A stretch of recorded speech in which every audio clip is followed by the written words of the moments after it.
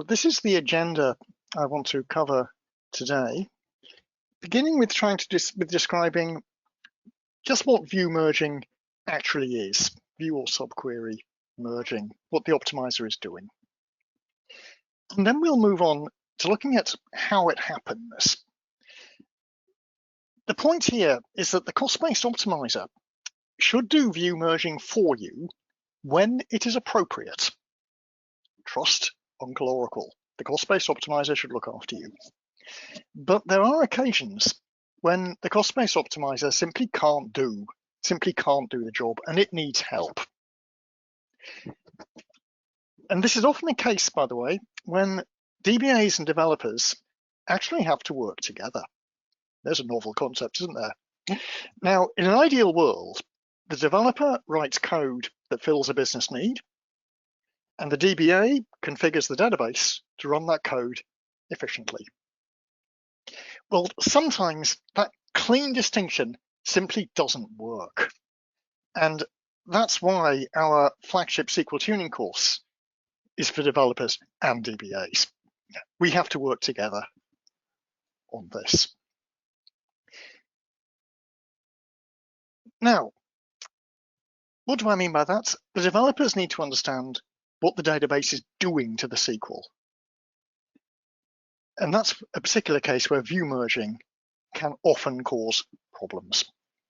So I'll go through examples of view merging, when it works, when it doesn't work, and I'll try to illustrate all this with suitable examples of how we can rewrite the code to allow more view merging, and certainly demonstrate how it can usually be a very good capability of the optimizer that will help your code run much better.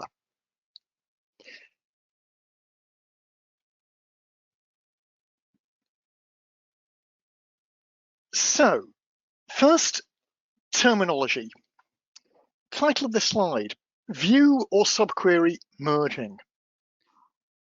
Throughout our time, this lunchtime, the terms view and subquery can be used interchangeably in this entire discussion. Yeah, it doesn't really matter which you use. So, as an example, I'll just log on to a little database. To take a really trivial example, I'll enable the auto trace facility.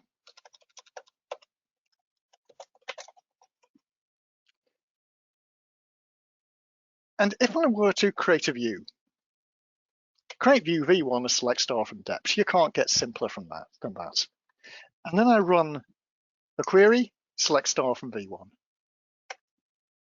We see what has happened. Back come the rows, of course, and looking at the execution plan, there's no mention of the view whatsoever. So I know this is trivial, but it's an important point to bear with to go take through for the rest of the discussion. So I've created a view and I've queried the view. There's absolutely no difference as far as the performance is concerned. We're doing it this way. Drop the view and just run the query directly. Same execution plan. There's the plan value. No difference whatsoever. So that is what view or subquery merging actually is. Oracle takes the view rewrites it to the subquery. And that subquery is what it will then run. And merging that subquery into an outer query is the clever part. So, view or subquery merging, that's your terminology. They're the same thing. Views or subqueries, it doesn't matter which. Next point, merging or unnesting. These terms are also, for practical purposes, merging a subquery or unnesting a subquery. For practical purposes, they're the same thing. There are differences in detail, some technical issues. When using hints, for example, there's a difference. You would typically be using your merge or no merge hints in a from clause. Your unnest or no unnest would be in the subqueries of a where clause. So there are some technical distinctions between merging and unnesting, but for practical purposes, they're the same thing. So where can this occur? Well, subqueries or views can be used in many places. Typically, you'll see them in the from clause of a statement, the where clause, the having clause, or indeed in the column projection list, what some people call the select list. The column projection list is often a time when you'll see subqueries, and that can cause particular problems, by the way. I'm going to go through all these examples. I'll go through some now, and we'll see that materializing a view or subquery is usually a bad thing. What do I mean by materializing? I do not mean a materialized view. Remember, a materialized view is a totally different concept. That's a segment, a segment-based structure, a materialized view. We're not talking about that. When we talk about materializing a view, we mean building it in memory. Build it in memory in PGA, which may well spill to disk to your temporary table space, but in principle, building it in memory. To materialize a view, you build it as a memory structure, as a table in your PGA. That is usually a bad thing, but there are occasions when it is not. So, if you merge the subquery, you do not need to materialize it.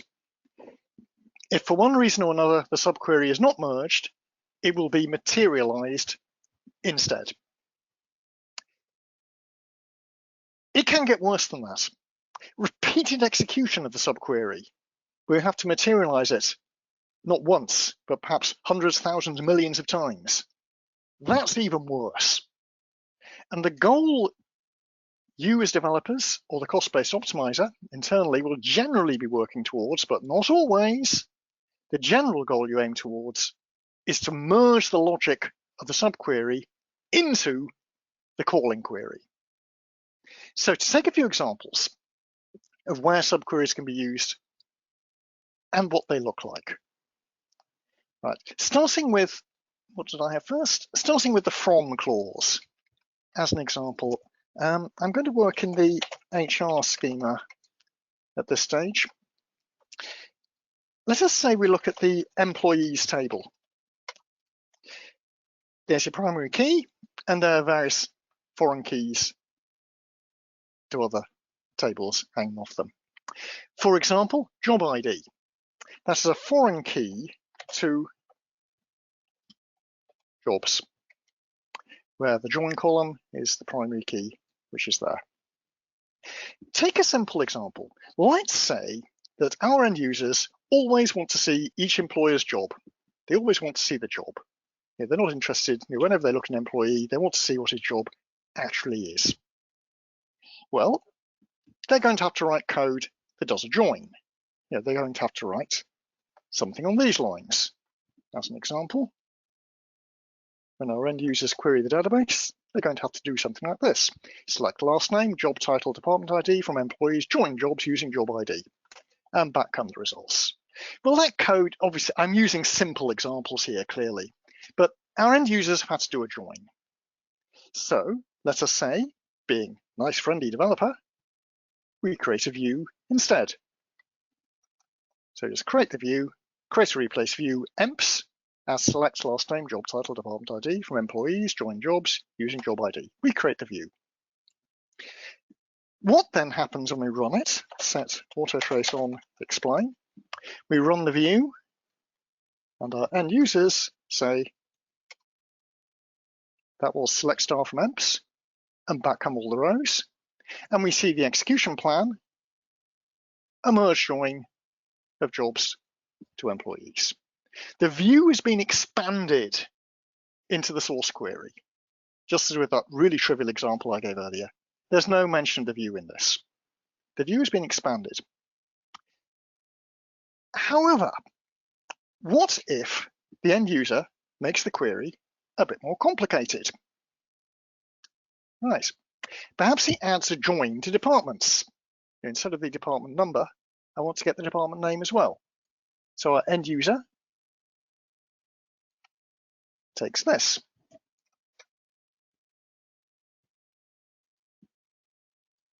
Oops. Excuse me, my copy paste.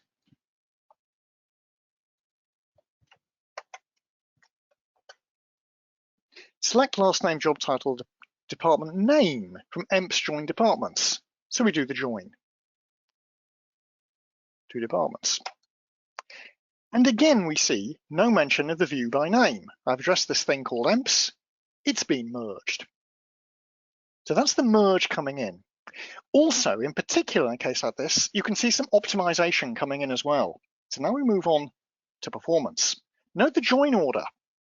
I asked Oracle to join emps to departments, and we know that the emps view, which I queried here, joins jobs to employees. But look at the join order in this plan. What has Oracle actually done? Oracle has started with departments doing nested loop join to employees. It has not done what I asked it to do here. It has begun by joining departments to employees, and only when that join is done has it gone out to the join to jobs. Now, those of you who have anything are familiar with SQL tuning will know that getting the join order right is the silver bullet of SQL tuning. I asked it to join employees to department to employees to jobs there, and then go to departments. It has in fact started with departments, joined to employees, and then gone to jobs. And that's where the view merging can give one instance where view merging can give some really good optimizations. Cost of 3, which we'll come back to in a second for running that query. But now let's see if there's a problem. What if our developer had tried to be more helpful? When I created my view, I just said, create the view joining employees to jobs. What if the developer tried to be a bit more helpful to his users? And perhaps he had done this and said, create a replace view emps to select last name, job title, department ID for employees, join jobs using job ID, order by department ID. Let's be nice to our users. Let's throw things out in department number order. What happens now? Well, if I run that view that I had, that query here, that is joining emps to departments, so my emps view, all I've done is put in an order by. We then run this, and what do we get? Oh, sorry, that was a different one. Let me get rid of that. Emps join departments. There we go. We've now got a totally different plan. I'm getting the 106 rows coming back. There's no difference there. And you can see they are in order. Department ID rather than department name, but never mind that. But the plan is now completely different, and the cost has gone up to 10. My query was identical. Select last name, job title, department name from emps join departments using department ID. When I ran that before, the cost was 3. Oops, what was that? The cost was 6 at that point. There was a cost of 3. Cost of 3. And we had a different join order. Now I'm guessing a cost of 10. And look at this. This is the materializing of the view. What Oracle has now done with this latest version of the view is it has materialized the view. It has joined jobs to employees to construct the view, and that has now been joined to departments. So I've got a different, oops, come back up here. I've now got a completely different join order. Oops, that was when it was still being materialized. Apologies, there we go. I've got a different join order, different join methods. We're no longer using nested loops, departments to employees to jobs. We are now using a merge join of departments, the result of joining jobs to employees. And the cost has gone up by a factor of 3. Why? Because it couldn't be merged. So that begs the question. Yes. Just to interject here to the audience, please chat your questions in if you have them. This is a great time to give us some questions with this foundation information that John's just presented to us. You really want to have a good handle on what you're seeing here, of course, before we progress to anything else. The other perhaps tip that I'd like to throw in is you're seeing that the view in this plan, the view has been materialized. It has been built in order for the operation to be performed. So it built that view, hopefully in memory in PGA, and then it did the join. But in the execution plan, as John is demonstrating, you see the word view. I tend to look at this as a red flag. So when I'm doing some query tuning exercises, I recognize this word as a red flag, or this as a red flag, and I take a second look at it, or a deeper look at it, to see if perhaps there might be a better way that this SQL statement could be executed, could be optimized. Thanks, John. Back to you. That's a good way of putting it, a red flag. It's a warning. Materializing a view might be good, might be bad. You have to investigate it. It's something to question. Whenever you see a view operation here, you need to delve in a bit further. Why did it happen? Because of the order by in the view.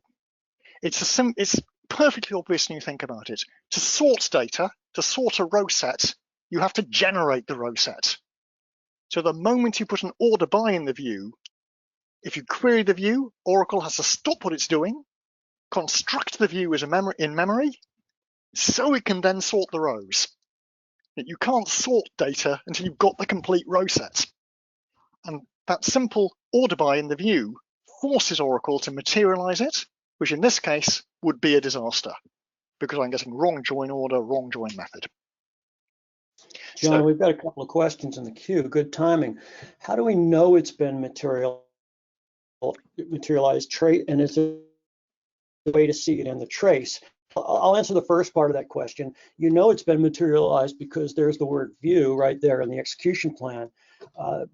Is there a way to see it in a trace, perhaps, of any sort? I've forgotten my trace, don't know my traces well enough anymore to know. Is that anything you know, John?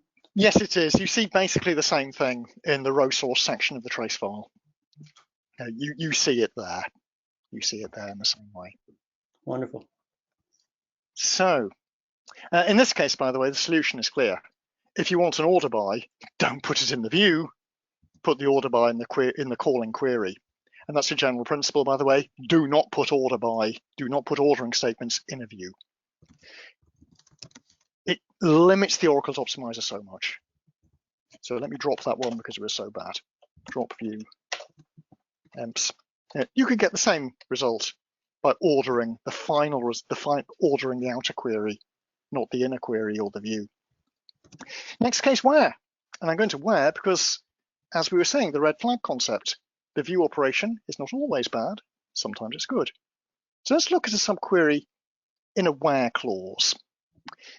Now, it's often a particular issue, by the way, with a correlated subquery, where the subquery has to be run many times. As an example, I'm going to list all the employees whose salary is the highest in their department. So remember, employees. Every employee has a salary, we hope, and he has a department. So whose salary is the highest in each department? A query like this. Select last name salary from employees, E, where salary equals, select max salary from employees, F, where F.department ID equals E.department ID. So there's my subquery in the where clause. Well, knock me down with a feather. Oracle has decided to materialize the view. Oracle has done it. Oracle has not done what I asked it to do. What I asked Oracle to do, in principle, was to do a full scan of employees, and for every row returned, run the subquery to say, is the employee I'm looking at right now, is his salary the highest of the average for his department? Right. That's a correlated subquery. In principle, I'm asking Oracle to run this thing. There are 107 rows in the table. In principle, I'm asking Oracle to run that thing 107 times. And Oracle hasn't done that. It's rewritten it to a join. So that's a transformation. Uncle Oracle is looking after us.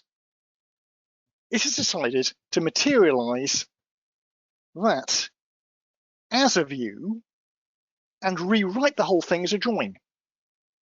So what we now have is that view, and we can't see the source code for it, but you can work it out. Now, what that view is doing is a hashed group by. It is doing select department ID max sal from employees and joining that to employees on department ID. So it's rewritten my correlated subquery as a join. Probably a good move. Note the cost of 7 for running that. But I just said in the previous example that materializing a view is a bad thing. So it's run that and stored it as a memory structure with the system generation name. Red flag. Maybe that's a bad thing. Well, test it. I can very simply prevent Oracle from doing that. If I rewrite the query, I'll just hint it as a test. I use hints as a discovery tool all the time, and I'll tell it no unnest. Right. Woo, cost has shot up. Right. The same result set comes back, of course, because it's the same, semantically the same SQL, but a totally different plan now. Oracle is now doing what I asked it to do, a filter operation. It is doing a filter operation iterative, remember. For every row returned by that query, you have to run that query. There are some optimizations coming in, but now it's doing what I asked it to do. Oracle is going through employees and comparing the results to that. And the cost has gone through the roof. In fact, there are quite a few optimizations going on here. There are only 11 departments. The cost arithmetic, for those of you who are interested, for each row returned by the scan of employees costed at 3. There are 11 distinct departments. So the subquery, that one, was run 11 times. And that subquery cost 2. So the full cost was 3 plus 11 times 2 equals 25. Right. And that's a good result. It could be even worse. The cost could have been 3 plus 107 times 2. Because in principle, it had to look at 107 rows and therefore run that 107 times. The reason it only did it 11 times is the capability for subquery caching, which doesn't always work. It doesn't always work, but at least it did in this case. So in this particular example, materializing the view was a good thing, and Oracle did it for us. More examples. How are we doing? I'll skip over having. Let's go to column projection list. Just want to make sure we doing don't very well, John. You answered previously a bunch of questions. There's one or two more that I was able to answer that came in, but timing good. Thank you. Great. Let's move on then to one I certainly do not want to skip over, which is column projection. As column projection is possibly one of the most dangerous. Take a simple query, again, against employees, and you can't get simpler than this. Select last name, salary from employees. Back come 107 employees, cost of 3. Now, I have to ask you all to use your imagination at this stage. Imagine this query is not select last name, salary from employees. Imagine it's one of those horrific queries I'm sure you all have. It's hundreds of lines long. It's joining 20 tables. It's been written and edited by dozens of people over many years. One of those ghastly queries nobody understands anymore. You don't dare touch it. It fills a business need, but it's just terrifying, and you don't want to do anything with it in case you break it.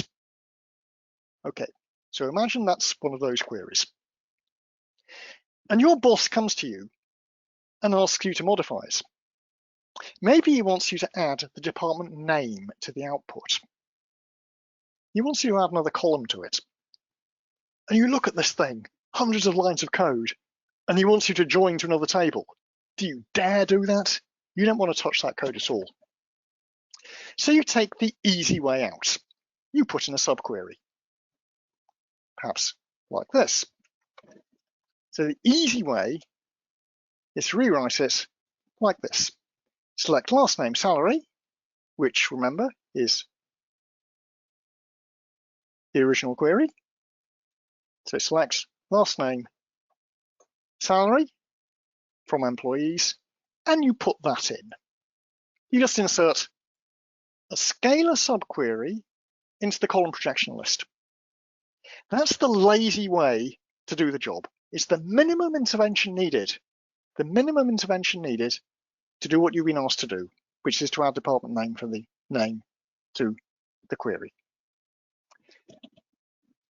Run it. Well, the cost has gone up from 3 to 14. I've got my department in there. Now, that's the lazy way to do it. Project the subquery. Project a subquery there. It's safe. There's no danger of breaking the code. It's safe, it's quick, it's easy. But the cost is disastrous because of the way it's now being correlated. What I am doing in principle is saying for every row returned by the original query, remember the original query, select last name, salary from employees, for every row returned by that, you've got to run that. So in principle, that will be run 107 times. And the results will be disastrous. In fact, it's not that bad because, again, Oracle is doing subquery caching. Right, doing subquery caching. So the costs, in fact, because there are only 11 distinct departments, the cost has actually been 3 cost units for scanning employees plus 11 times 1. It's only run that subquery 11 times once for each distinct department. So we've got 3 plus 11 times 1 equals 14. So subquery caching is helping, but it doesn't always work. And sometimes you'll find subquery caching fails for one reason or another, and then the results really do go through the roof. Now, the solution, of course, is to be more aggressive in your rewrite. Instead of just tacking that onto the column projection list, what you should do is rewrite the query as a join. Right. If you rewrite the query as a join, like this, select last name, salary, department name from employees, left outer join departments. Note outer join, because there may well be, and there is an employee who doesn't have a department ID. That's an example of where it's quite terrifying to do these sort of rewrites. And now, rewritten to a join, well, the cost has gone from 3 to 6, but that's a lot better than the 14 we had previously. So that's what you should be doing. Instead of projecting subqueries like that, you should be being bold and rewriting it as a join. Pardon me, John. Yeah. What if we don't have access to the query to be able to change it? You could use facilities like DBMS Advanced Rewrite,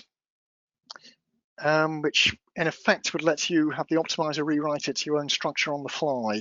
That might be a way around. Otherwise, there's not a lot you can do. You're going to have to fix the bad SQL. Right then, thanks. I'll put a link in the chat for us for a bit of information that John's created for us on DBMS Advanced Rewrite. Thanks, John. Okay, but there is another solution here. What if, it's an interesting one, and this is where a little takeaway from here, I'm going to put in max.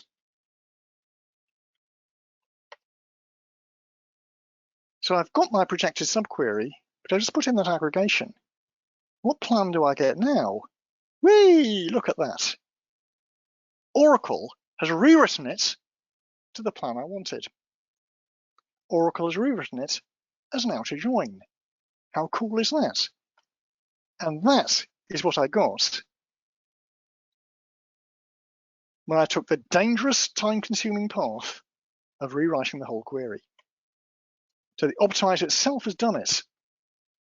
And all I did was put that in. And that has permitted Oracle to optimize that statement and merge the view. But it isn't a view in this case, it's an inline subquery. Oracle can now merge the subquery simply because I put that into it. Why? Well, the moment I put that aggregation in, Oracle now has absolute certainty in knowing that this subquery is going to return exactly one row. It won't return 0 rows. It won't return multiple rows. Because of that aggregation, it will return exactly one row. And that allows Oracle to do the rewrite and the merge. So that's an important one. Column projection list. Subqueries and projection lists can be disastrous, especially if you've got dozens of them. Often you can get rid of them either by rewriting the code to joins or possibly that sort of thing. So in general, materializing a view is a bad thing, but not always. I showed you an example where Oracle chose to materialize the subquery to avoid the need to correlate it. So usually, but not always, materializing is a bad thing because Oracle has to stop what it's doing and do it, but not always. Typically, because repeated execution, the correlation would be worse. The overall goal, as ever, is to add the logic of the subquery or view to the calling query so that the optimizer doesn't have to try and guess. You rewrite your code to remove the thing completely, if at all possible. So that was just a few examples of where you can use subqueries and views, when they can be merged, when they can't be merged, and sometimes how non-mergeable ones can be made mergeable. And we'll see more coming up.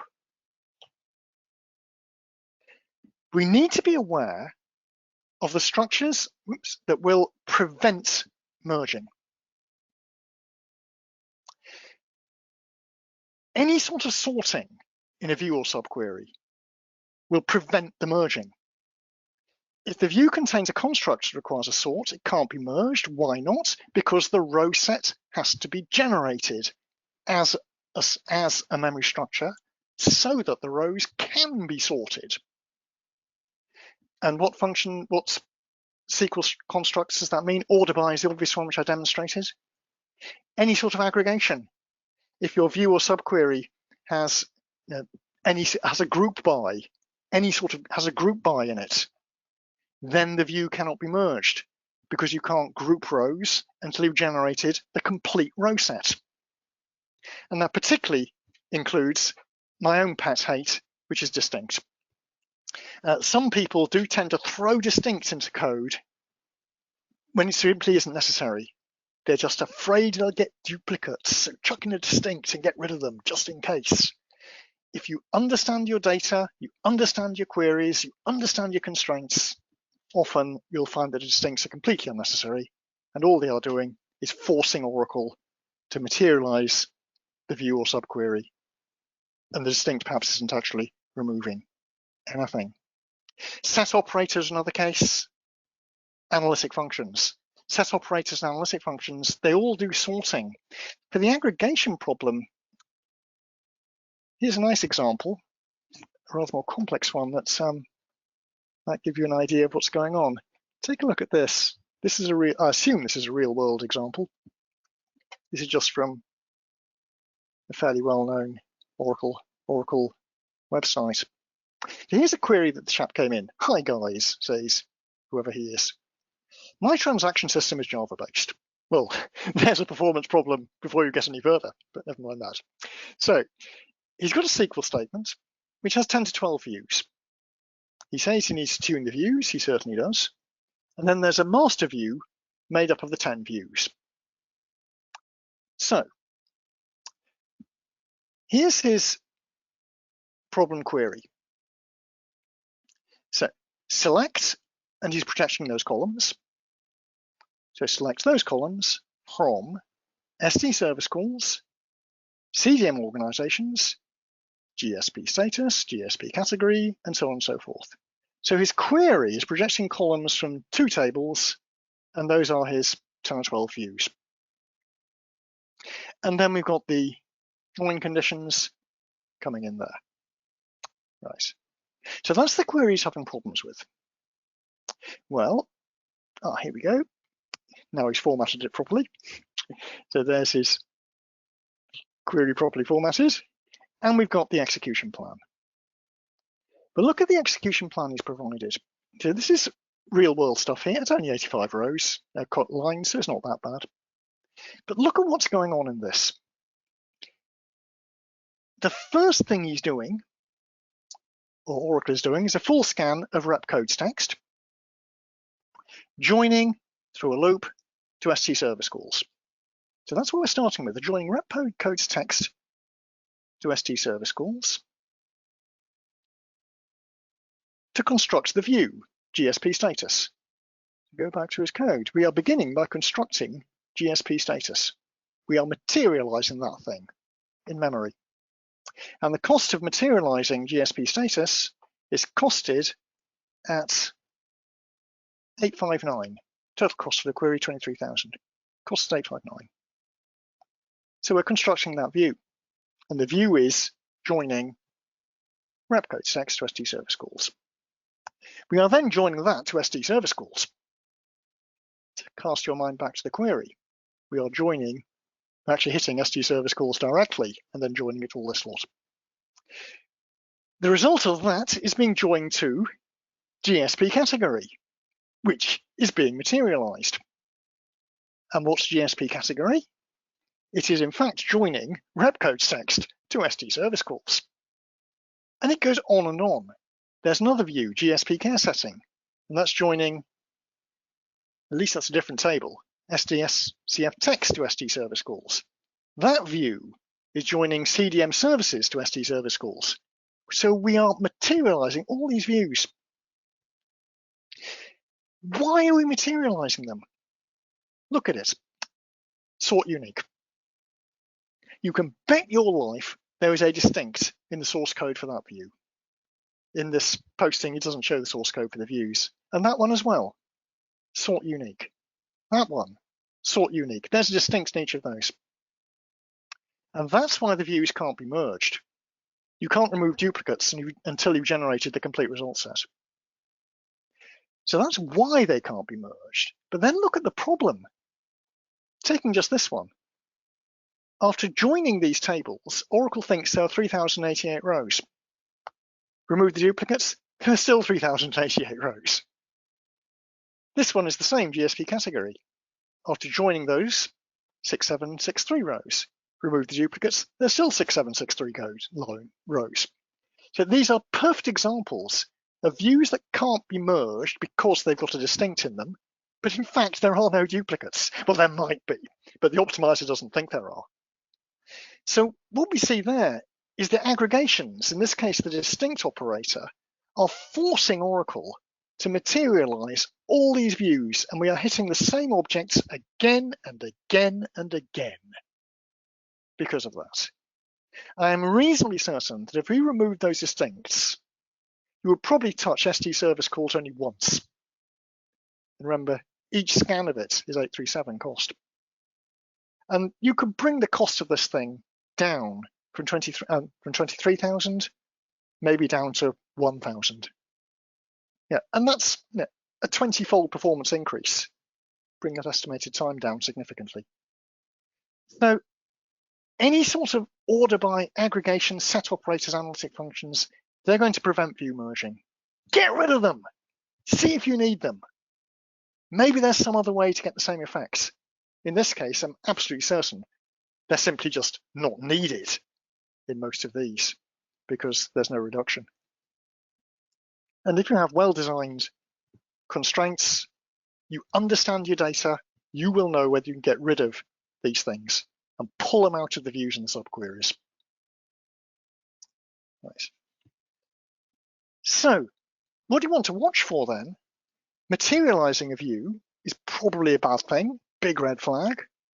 You also definitely want to watch for repeated access to the same objects. Aggregations don't really do anything. Right. Set operators, remember, They can fulfill a business need. If you need them, you need them. But they're often alternative approaches. And I'll show you one. Well, the projecting the scalar subquery, that, remember, I did up here. If I run this query where I'm projecting a scalar subquery, Oracle could not merge it. Those are the two operations that are doing the department name, selecting the department name from departments. But once I put a max in there, all of a sudden we could. So in that case, an aggregation was a good thing. So projecting scalar subqueries, maybe it's a special case there. But in general, you should be seeing a few red flags here. Things to look for, things that possibly you can avoid. Back to you for a moment, Dave. Thanks, John. We'll let John get a glass of water. So folks, we'd like for you guys to keep us in mind. That means skill builders and John. We can help with your database administration tasks. We can do a project for you. Whether it's a day or so worth of getting something tuned, perhaps an architecture review before you implement something. Adding a failover database. We can do that for you, or we can mentor you on how that's done. As you can see, John is really good at SQL tuning, and as you can imagine, also very good with database tuning. So maybe something that's been causing you guys a problem for a while.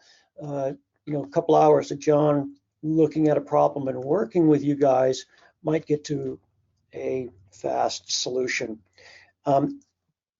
Last word is, if you're getting value out of this webinar, we do hope that you pass the word to other people in your orbit to join us on these webinars, so more people can benefit from you and more people become aware of skill builders. Of course, we appreciate that.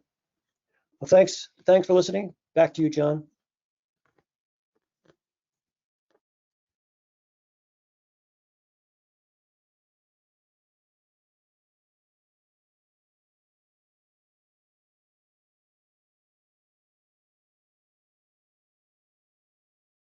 John, I'm not sure if we're not getting your audio. Thank you for the reminder. Thank you for the break. So,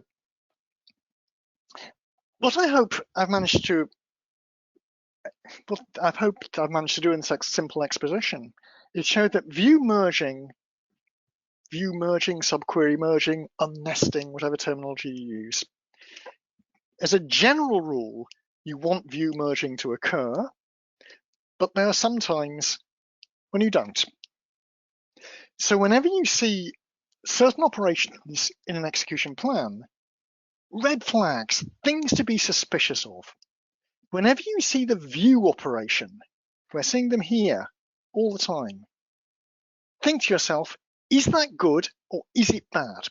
In these cases, it's definitely bad. Oracle had no choice about materializing that view because of the way it was written, with that distinct in there.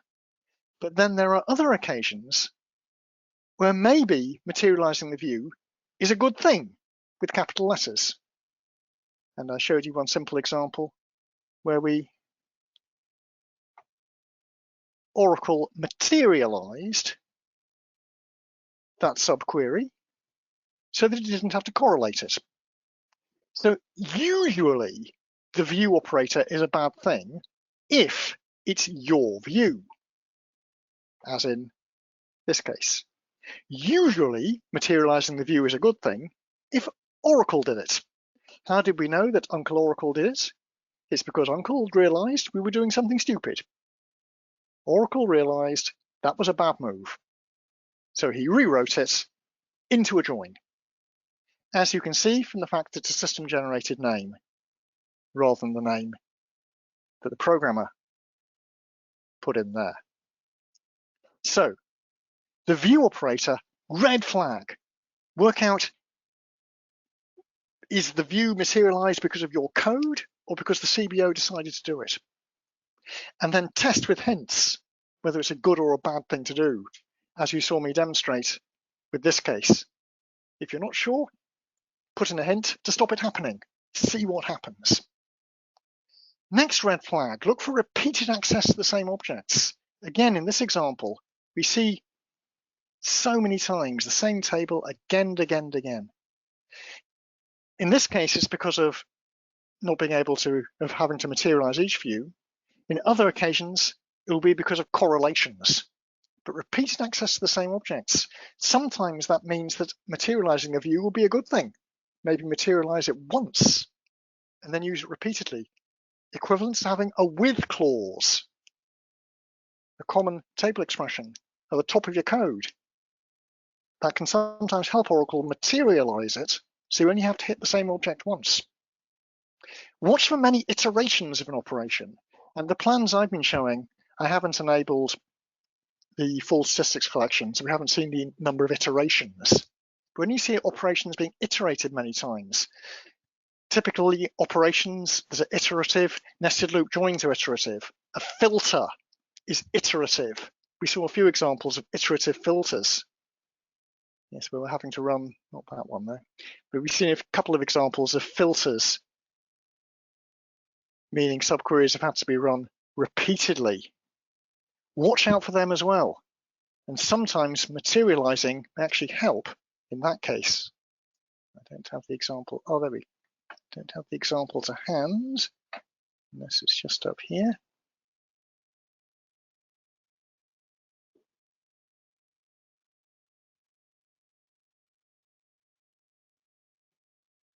No, I scrolled off. But many iterations operation can be a problem. And never forget, you have to look at timing, not just cost.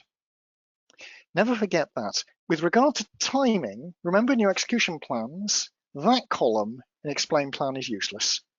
You have to run the query with timing on and see how long it actually takes. My own opinion is that that column in execution plan is just an historical anomaly. There's so much more going, that's been there since release 7 and the cost-based optimizer appeared. But in later releases, I don't think you can place any reliance on that whatsoever. You have to run the code, see how long it takes. You can't decide which one's better just by looking at the cost, and certainly not by looking at that. When you start rewriting your code to different structures that will perhaps allow view and subquery merging, the cost should drop. Does that mean the code will run faster? I don't know. You have to look at timings, not just cost. So to summarize, materializing a view is probably a bad thing, but not necessarily. Not necessarily. Definitely avoid structures that will prevent view merging, because that means if you avoid the structures that prevent view merging, then the optimizer can decide whether to materialize or not. Recognize the problematic operations in execution plan, the red flags, things you want to watch out for and investigate. Are they good? Are they bad? Don't know. Test, experiment. As a general rule, I always say trust the cost-based optimizer. It's usually cleverer than we are, significantly so. But it does sometimes need a helping hand with the way you structure your queries. I've been giving very simple examples, where Oracle has managed to do nice rewrites. There are many times when those rewrites will not work. I've mentioned a couple of times the business of subquery caching that can eliminate the need to run correlated queries many, many times. Well, sometimes that won't work. And you'll need to help Oracle by rewriting the code so it doesn't have to do the correlation at all. And that leads on to one of my favorite topics. Always think about semantically equivalent SQL statements, alternative ways of getting the exact same result set. And view merging can be an important tool towards achieving that. And that concludes what I wanted to cover today.